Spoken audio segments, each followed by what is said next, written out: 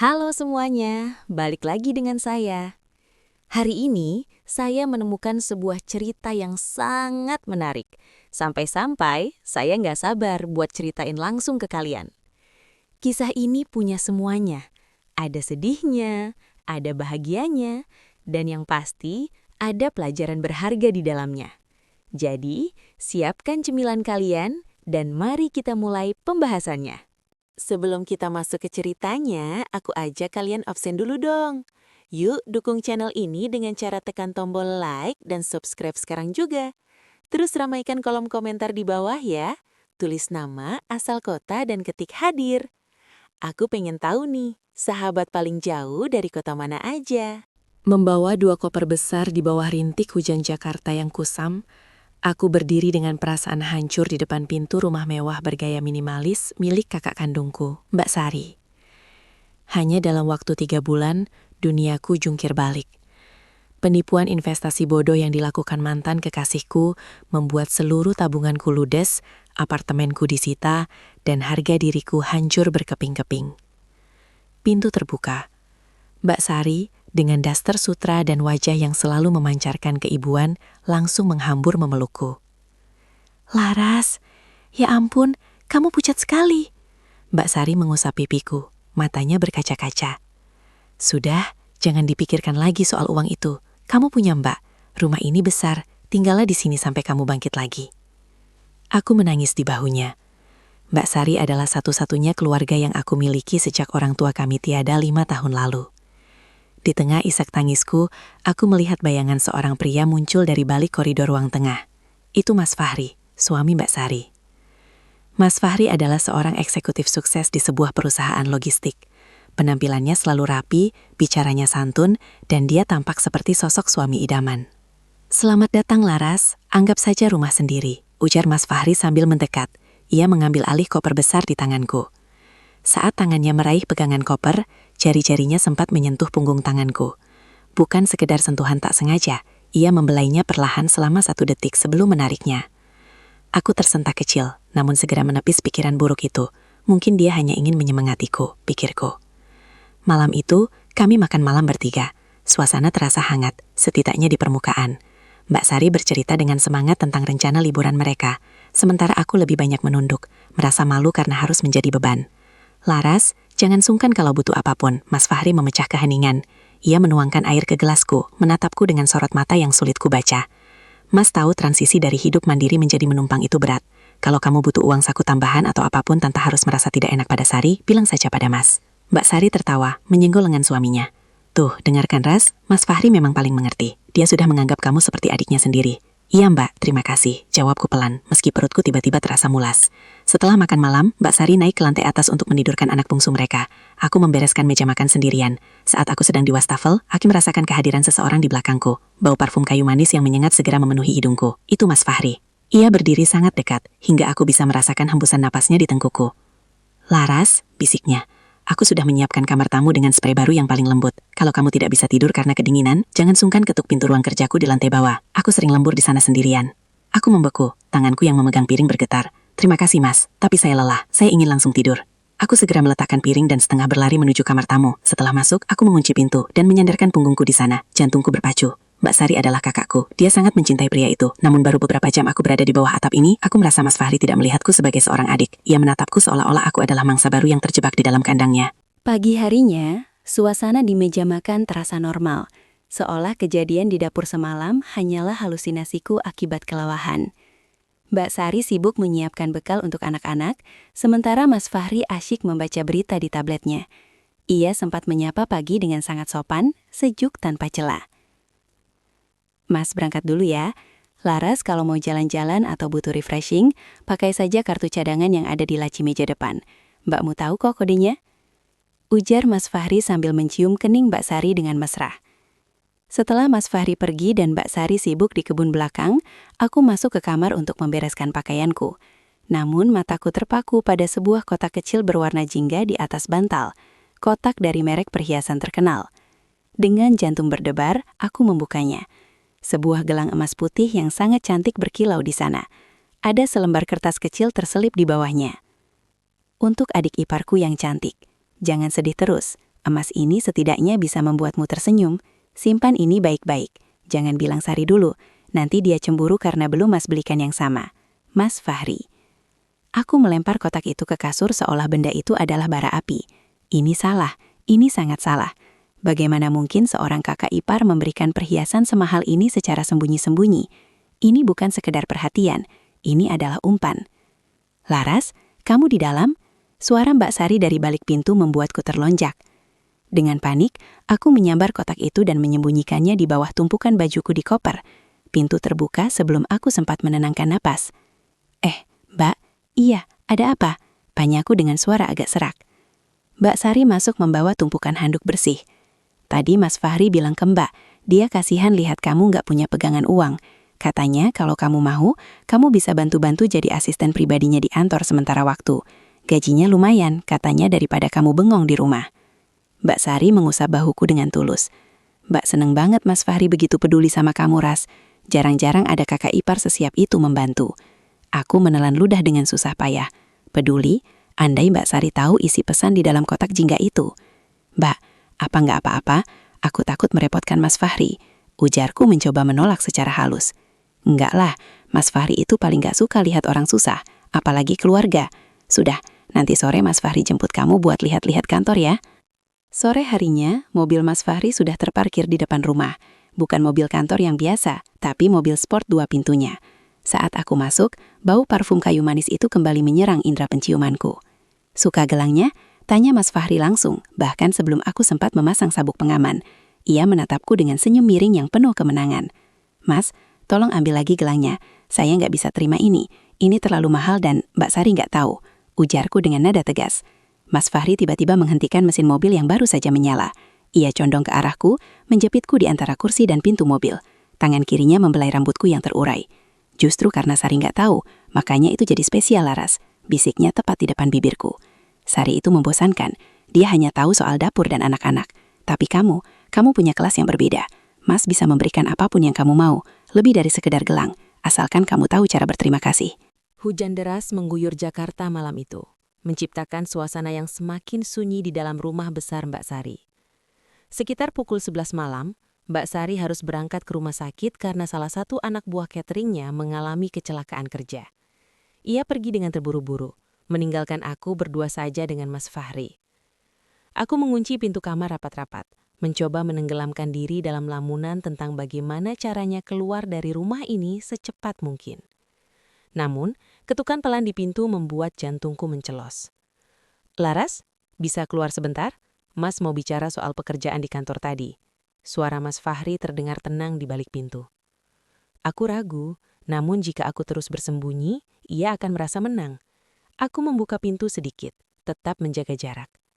Mas Fahri berdiri di sana, hanya mengenakan kaos dalam putih dan celana pendek, memegang 2 gelas susu hangat.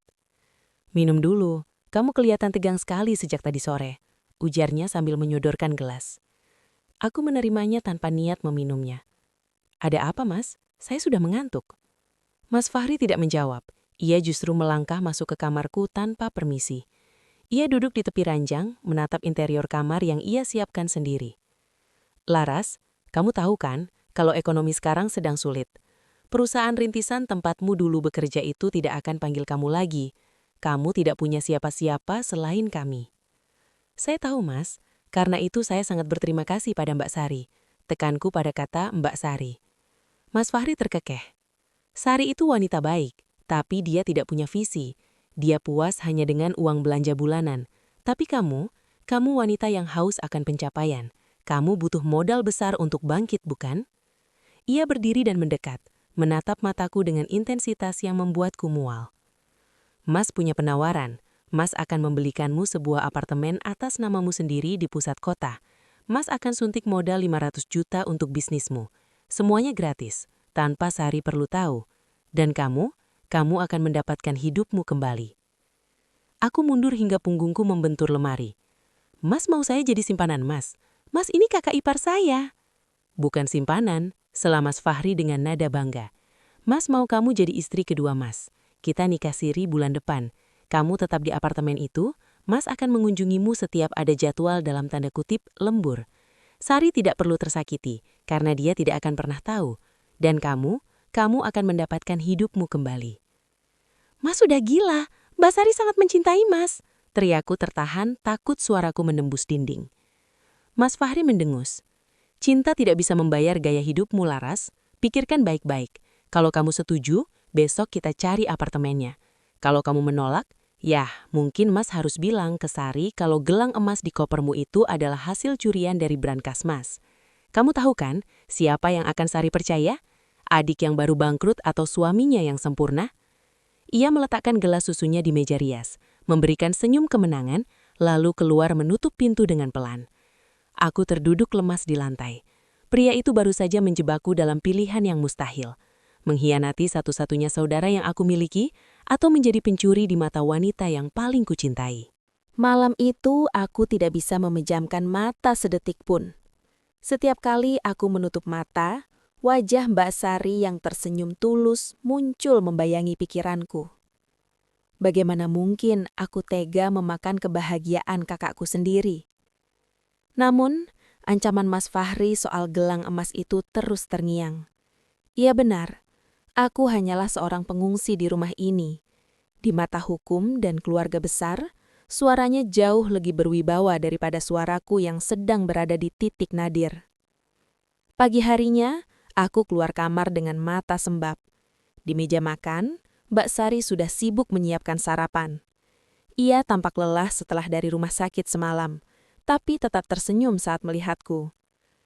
"Laras, semalam Mas Fahri bilang kamu nggak enak badan ya? Katanya kamu sempat pusing sampai dia harus cek ke kamarmu buat kasih susu hangat," ujar Mbak Sari sambil meletakkan sepiling nasi goreng di depanku. Darahku berdesir. Mas Fahri benar-benar licin. Ia sudah menyiapkan skenario bahkan sebelum aku sempat membuka mulut. Iya Mbak, maaf ya semalam Mas Fahri jadi repot," jawabku terbata-bata. Mas Fahri turun dari tangga dengan setelan kerja yang sangat rapi. Ia mencium pipi Mbak Sari, lalu menatapku dengan tatapan yang seolah berkata, "Lihat betapa mudahnya aku mengendalikan keadaan." "Gimana Laras? Sudah mendingan? Nanti siang jangan lupa ya, kita ada janji cek lokasi kantor baru yang Mas bilang semalam," ujar Mas Fahri dengan nada penuh penekanan pada kata janji.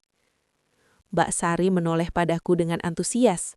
"Wah, Mas Fahri beneran mau carikan kantor buat bisnis kamu ya, Ras? Ya ampun Mas, kamu baik sekali." Aku hanya bisa tersenyum getir. Cek lokasi kantor yang dimaksud pria itu adalah melihat-lihat unit apartemen untuk menjadikanku istri simpanannya. Setelah Mbak Sari masuk ke dalam untuk mandi, Mas Fahri mendekatiku di meja makan. Ia membungkuk, pura-pura mengambil sendok yang jatuh, lalu berbisik tepat di samping telingaku. "Jangan buat wajah sedih begitu. Pakai baju yang paling bagus. Mas sudah buat janji temu di distrik 8 jam 2 siang. "Mas, saya nggak akan datang," desisku tajam. "Oh, silahkan kalau tidak mau datang. Tapi jangan kaget kalau jam 5 sore nanti, Sari menemukan kotak perhiasannya kosong dan semua bukti mengarah pada koper di kamarmu." Ia berdiri tegak, merapikan dasinya dan mengedipkan mata sebelum berpamitan pada Mbak Sari. Aku merasa tercekik. Aku harus melakukan sesuatu. Aku tidak bisa membiarkan diriku diseret ke dalam jurang kehancuran ini sendirian. Aku segera mengambil ponselku, berniat mencari pengacara atau setidaknya teman yang bisa membantu. Namun saat aku membuka galeri foto, aku menyadari sesuatu yang mengerikan. Ada sebuah aplikasi baru terinstal di ponselku yang tidak pernah kuunduh. Saat kubuka, aplikasi itu terhubung dengan kamera tersembunyi. Sudut pandangnya sangat kukenal. Kamarku. Kamera itu merekam gerak-gerikku bahkan saat aku sedang berganti pakaian. Mas Fahri bukan hanya ingin menjadikanku istri kedua. Dia sedang mengoleksi senjata untuk memastikan aku tidak akan pernah bisa lari darinya. Siang itu, Mas Fahri benar-benar menjemputku. Aku terpaksa ikut karena ia mengancam akan menunjukkan rekaman dari kamera tersembunyi itu jika aku menolak. Di dalam mobil, ia tidak lagi bersikap formal. Ia melonggarkan dasinya dan memutar musik jazz yang pelan, menciptakan suasana seolah-olah kami adalah pasangan yang sedang berkencan. Kamu tahu, Laras, mulainya sambil memutar kemudi. Sari itu wanita yang baik, tapi dia membosankan. 10 tahun pernikahan dan yang dia bicarakan hanya harga bawang, tagihan listrik, dan rapor anak-anak. Dia kehilangan api dalam dirinya. Dia tidak seperti kamu. Aku membuang muka ke arah jendela. Mbak Sari mengurus rumahmu dan anak-anakmu, Mas. Dia kehilangan api karena dia memberikan seluruh energinya untuk keluargamu. Mas Fahri tertawa kecil. Nada suaranya terdengar merendahkan. Itu pilihannya, tapi pria seperti Mas butuh pendamping yang bisa diajak bicara tentang visi, tentang bisnis, tentang hal-hal yang berkelas. Sari sudah terlalu jauh tertinggal. Kalau Mas tidak menemukan pelampiasan, mungkin Mas sudah menceraikannya sejak lama. Jadi, kalau kamu setuju jadi yang kedua, kamu sebenarnya sedang menyelamatkan pernikahan kakakmu sendiri. Manipulasi ini begitu halus sekaligus menjijikan. Ia mencoba menanamkan pemikiran bahwa pengkhianatanku adalah sebuah bentuk pengorbanan suci. Kami sampai di sebuah apartemen mewah. Mas Fahri membawaku ke unit di lantai 30 dengan pemandangan langsung ke jantung kota. Interiornya sangat modern, kontras dengan rumah Mbak Sari yang terasa sangat domestik. Lihat ini. Ia membentangkan tangannya. Ini bisa jadi kantormu, tempat tinggalmu, dan istanamu. Kamu tidak perlu mencuci piring, tidak perlu mendengar keluhan anak-anak yang rewel. Kamu bisa kembali jadi Laras yang hebat. Mas akan membiayai semuanya. Ia mendekat, mencoba menyentuh pipiku, tapi aku segera menghindar. Kenapa, Laras? Apa yang kamu takutkan? Sari tidak akan pernah tahu. Kita bisa menyembunyikan ini selamanya. Di depan dia, kita adalah kakak dan adik ipar yang rukun. Di sini, kita adalah segalanya. Kenapa harus saya, Mas? Kenapa bukan wanita lain di luar sana? Tanyaku dengan suara bergetar. Mas Fahri tersenyum tipis. Sorot matanya berubah menjadi gelap. Karena kamu adalah bagian Sari yang paling dia sayangi. Memilikimu rasanya seperti memiliki versi Sari yang sempurna tanpa beban rumah tangga. Lagi pula, siapa yang akan percaya jika suatu saat kamu mengadu?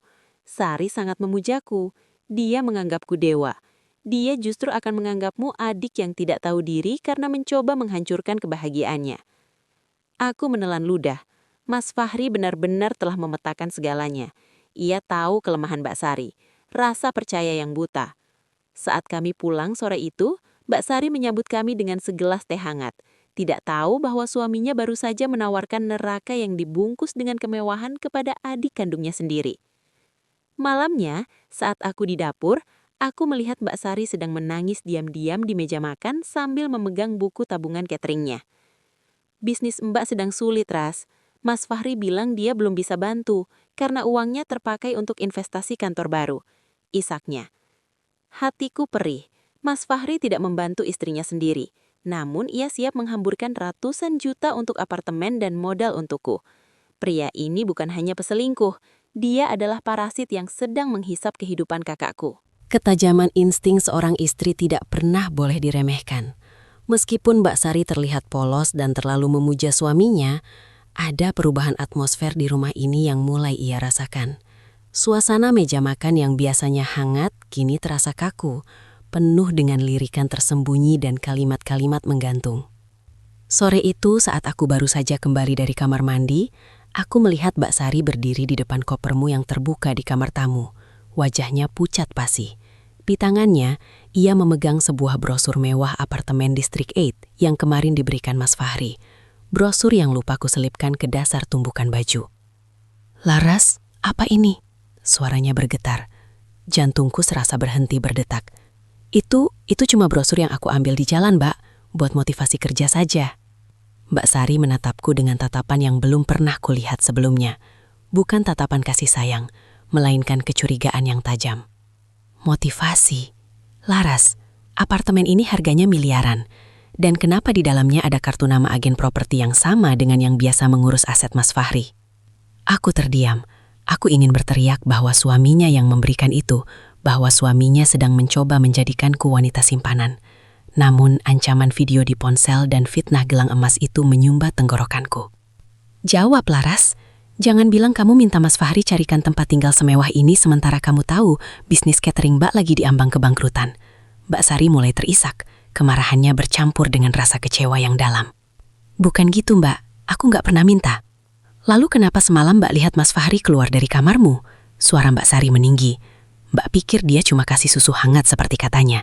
Tapi sekarang Mbak sadar, kamu sudah mulai berubah sejak tinggal di sini. Kamu pakai parfum mahal. Kamu sering pulang telat sama dia dengan alasan cek kantor. Mbak, tolong dengar dulu. Aku mencoba meraih tangannya, tapi ia menepisnya dengan kasar. Kamu mau rebut dia dari Mbak? Iya. Kamu pikir karena kamu lebih muda dan lebih pintar, kamu bisa ambil posisi Mbak?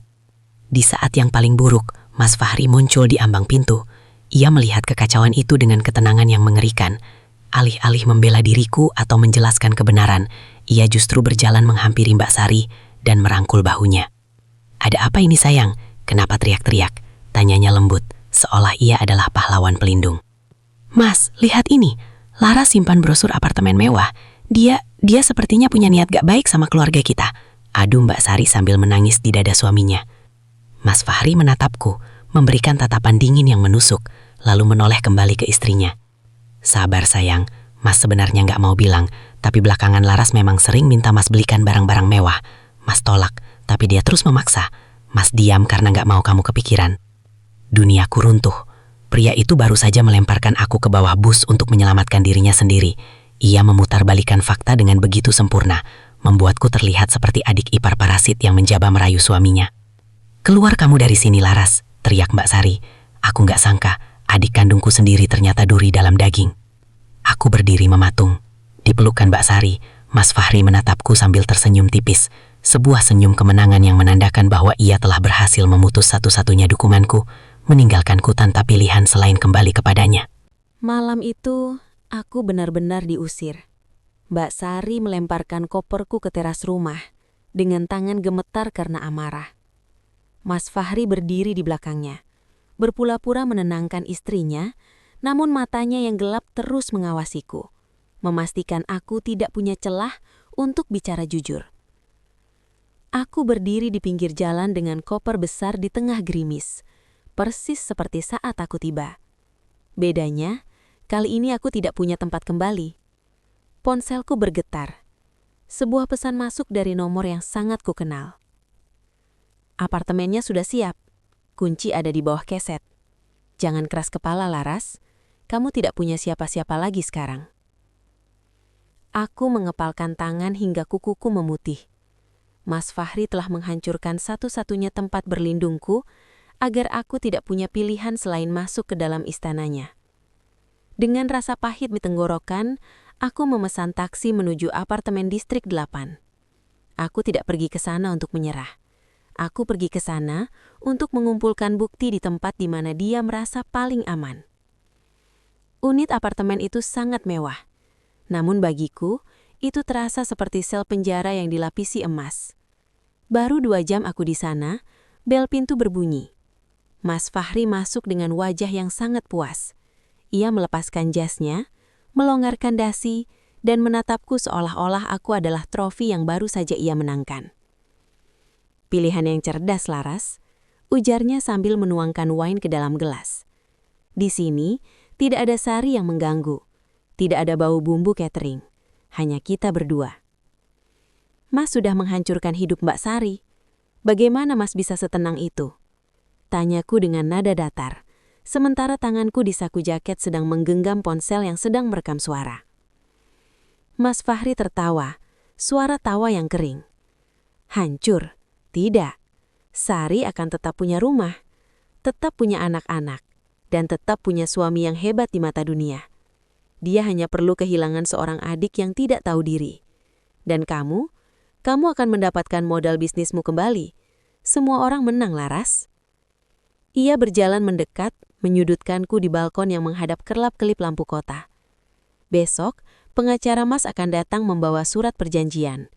Mas akan membiayai semuanya, termasuk pernikahan siri kita. Tapi syaratnya satu, kamu harus hapus semua keraguanmu. Mas mau kamu sepenuhnya patuh.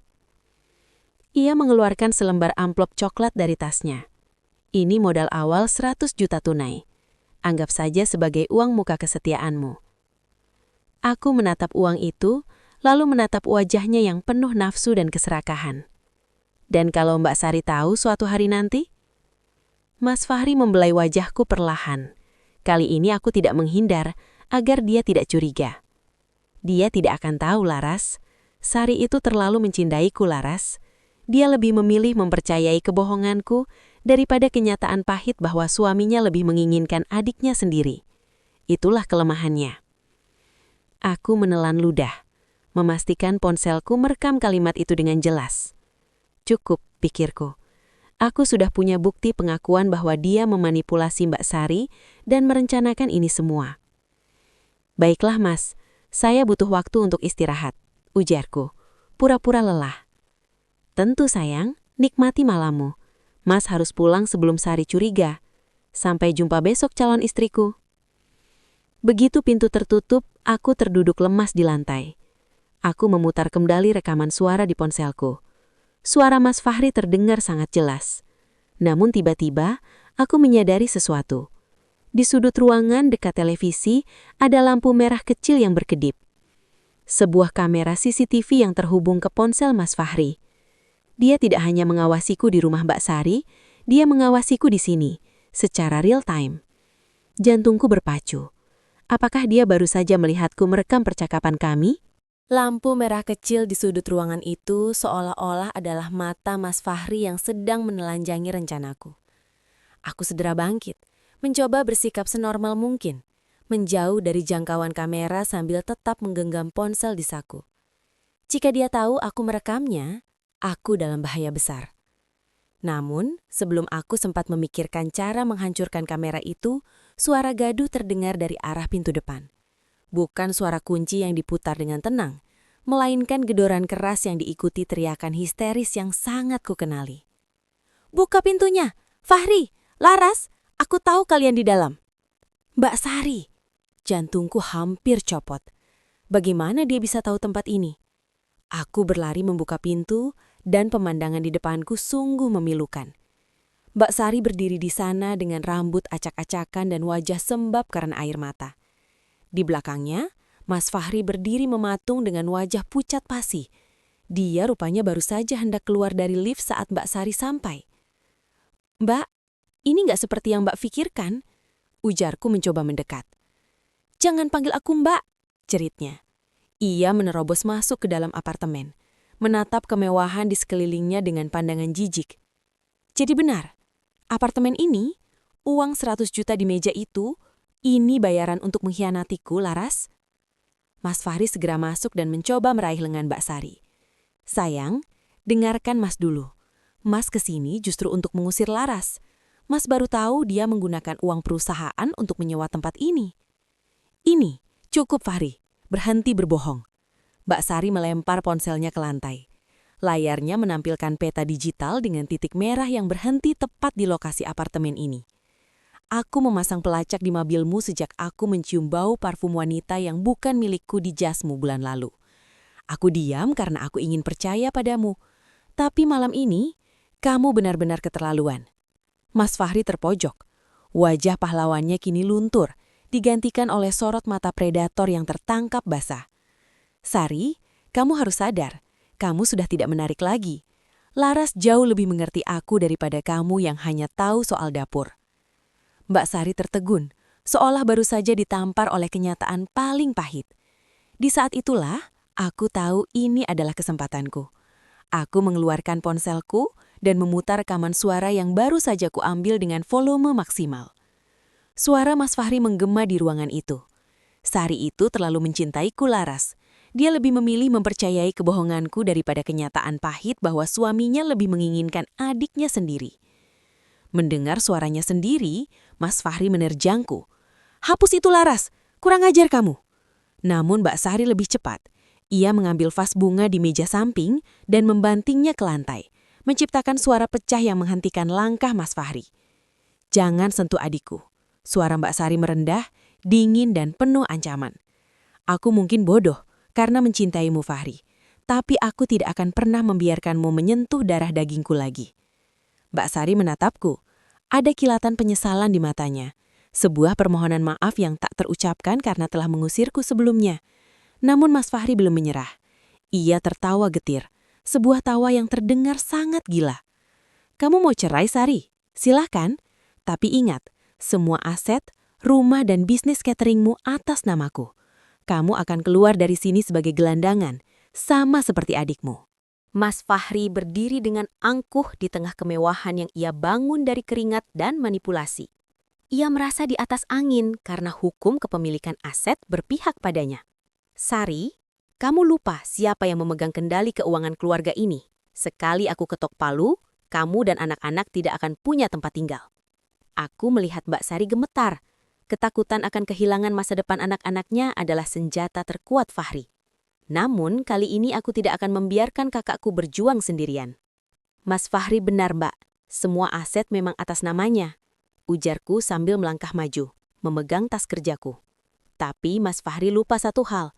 Sebagai mantan manajer startup, keahlian utamaku adalah menelusuri aliran dana. Dan selama aku menumpang di rumah kalian, aku tidak hanya diam. Aku mengeluarkan sebuah tablet dari tas dan menyalakannya. Layar menunjukkan deretan dokumen digital yang rumit. Ini adalah bukti penggelapan dana dari perusahaan logistik tempat Mas bekerja. Mas menggunakan rekening cangkang atas nama Mbak Sari tanpa izinnya untuk mencuci uang hasil marka pengiriman barang. Jelasku dengan suara tenang namun tegas. Apartemen ini, mobil sport itu, bahkan gelang emas di koperku, semuanya dibeli dengan uang hasil korupsi. Wajah Mas Fahri yang tadinya merah padam karena amarah, kini berubah menjadi pucat pasi. Jika Mbak Sari mengajukan gugatan cerai sekarang, dengan bukti ini, Mas bukan hanya akan kehilangan semua aset karena akan disita negara, tapi Mas juga akan mendekam di penjara minimal 15 tahun. Lanjutku. Dan soal rumah serta bisnis catering, aku sudah mengirimkan dokumen ini ke pengacara Mbak Sari. Kami bisa membuktikan bahwa dana operasional catering berasal dari harta bawaan orang tua kita yang Mas manipulasi. Kamu lancang, Laras. Kamu mata-mata. Mas Fahri mencoba menerjangku untuk merebut tablet itu, tapi Mbak Sari menghalanginya. Kali ini Mbak Sari tidak menangis. Ia berdiri tegak, sorot matanya yang selama ini lembut telah berubah menjadi sedingin baja. Jangan sentuh dia, Fahri. Kalau kamu berani melangkah 1 senti saja, aku sendiri yang akan menekan tombol kirim ke pihak kepolisian. Adikku benar, aku mencintaimu sampai aku buta. Tapi terima kasih kepada kebusukanmu, mataku sekarang terbuka lebar. Mbak Sari menoleh ke arahku, lalu kembali menatap suaminya. Sekarang, pilihannya ada di tanganmu. Kamu tanda tangani surat cerai dan penyerahan aset rumah serta bisnis padaku secara sukarela, atau kita selesaikan ini di pengadilan tindak pidana korupsi. Mana yang menurutmu lebih berkelas? Fahri terengah-engah. Ia menatap apartemen impiannya, lalu menatap kami berdua dengan kebencian yang mendalam. Ia sadar, 2 wanita yang selama ini ia anggap bisa ia adu domba, kini telah bersatu menjadi dinding karang yang akan menghancurkannya. Aku akan menghancurkan kalian berdua. Desisnya, namun suaranya tidak lagi memiliki kekuatan. Kamu sudah melakukannya, Fahri, sahut Mbak Sari pahit. Sekarang giliran kami yang membersihkan sampah yang kamu tinggalkan. Mas Fahri terduduk di sofa kulit mahal itu. Bahunya merosot. Keangkuhannya luruh, menyisakan pria paruh baya yang tampak rapuh dan kalah. Dengan tangan gemetar, ia membubuhkan tanda tangan pada draft surat pernyataan yang telah disiapkan oleh pengacara Mbak Sari, yang ternyata sudah menunggu di lobi apartemen sejak tadi. Aku tidak pernah menyangka kamu sejahat ini, Laras. Desis Fahri tanpa menatapku. Aku tidak jahat, Mas. Aku hanya membela diri dan melindungi satu-satunya keluarga yang aku punya. Jawabku tenang. Pilihan untuk mengkhianati Mbak Sari adalah pilihanmu sendiri. Aku hanya menunjukkan konsekuensinya. Setelah semua dokumen ditandatangani, Mbak Sari mengambil tasnya. Ia tidak lagi menatap suaminya dengan kerinduan. Ia menatapnya seolah melihat orang asing yang baru saja melakukan kesalahan fatal. Rumah harus kosong dalam 24 jam, Fahri. Bawa semua barang yang kamu beli dengan uang harammu. Aku tidak ingin ada satupun jejakmu yang tertinggal di hidup anak-anakku, ujar Mbak Sari tegas. Kami berjalan keluar dari apartemen itu, meninggalkan Mas Fahri sendirian di tengah kemewahan yang kini terasa hampa. Di dalam lift, Mbak Sari menggenggam tanganku erat. Dingin tangannya mulai menghilang, berganti dengan kehangatan yang dulu selalu kudapatkan darinya. Maafkan Mbak Ras, Mbak hampir saja kehilangan kamu karena pria itu, bisiknya parau. Sudahlah Mbak, yang penting sekarang kita sudah bebas. Aku memeluknya. 3 bulan kemudian, kehidupan kami berubah drastis. namun ke arah yang jauh lebih baik. Mbak Sari kini memegang kendali penuh atas bisnis cateringnya. Dengan modal yang berhasil diselamatkan dan tambahan strategi pemasaran yang aku bantu susun, bisnis itu berkembang 2 kali lipat. Kami pindah ke sebuah rumah yang lebih sederhana, namun penuh dengan tawa dan kedamaian. Mas Fahri, beritanya sempat menghiasi kolom kriminal. Perusahaannya melakukan audit besar-besaran dan menemukan kerugian miliaran rupiah. Ia kini sedang menjalani proses hukum. Semua aset mewahnya disita, dan ia harus menghadapi kenyataan hidup di balik jeriji besi, jauh dari apartemen mewah dan gaya hidup eksekutif yang ia banggakan. Sore itu aku dan Mbak Sari duduk di teras rumah sambil menikmati teh. Kamu tahu, Ras, menurut Mbak Sari, ternyata benar kata orang. Terkadang kita harus kehilangan segalanya untuk menyadari apa yang benar-benar berharga. Mbak kehilangan suami, tapi Mbak mendapatkan kembali adik Mbak. Dan yang paling penting, Mbak mendapatkan kembali diri Mbak sendiri. Aku tersenyum, menyesap tehku. Dan Mbak tidak perlu khawatir soal api dalam diri Mbak. Mbak yang sekarang jauh lebih bersinar daripada yang pernah Mas Fahri bayangkan. Kami tertawa bersama. Duri dalam daging itu sudah dicabut. Meski meninggalkan bekas luka, luka itu menjadi pengingat bahwa ikatan darah akan selalu lebih kuat daripada nafsu dan manipulasi pria manapun. Kami bukan lagi wanita yang menumpang pada nasib. Kami adalah pemilik takdir kami sendiri. Tamat. Oke, itu dia pembahasan kita hari ini.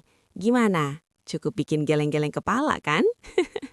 Saya harap kalian dapat sesuatu dari video ini, atau minimal bisa nemenin waktu luang kalian.